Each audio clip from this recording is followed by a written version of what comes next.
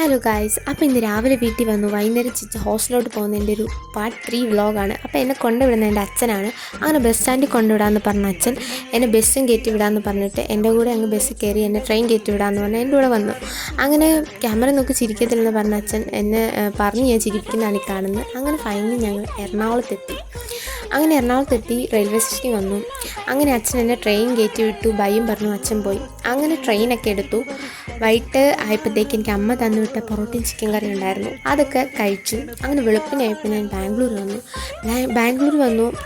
എനിക്ക് ഈ സ്റ്റേഷനിൽ ആദ്യമായിട്ടാണ് വരുന്നത്. അങ്ങനെ ചോദിച്ചും പിടിച്ചു ഇവിടെ നിന്ന് ഇറങ്ങി.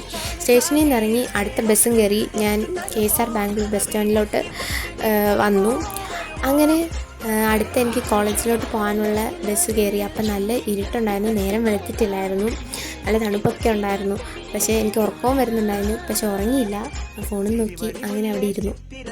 അങ്ങനെ രാവിലെ ആയപ്പോഴത്തേക്ക് ഞാൻ തുംകൂര് വന്ന് ഞാൻ അടുത്ത് ഓട്ടോ കയറി. കോളേജിലോട്ടുള്ള ഓട്ടോയിൽ കയറിയിട്ട് വന്ന് ഭയങ്കര ഉലുക്കമായിരുന്നു. അങ്ങനെ അവസാനം ഞാൻ ഹോസ്റ്റലിലെത്തി. അപ്പോൾ എൻ്റെ ഇന്നത്തെ വ്ളോഗ് ഇത്രയേ ഉള്ളൂ. ബായ്.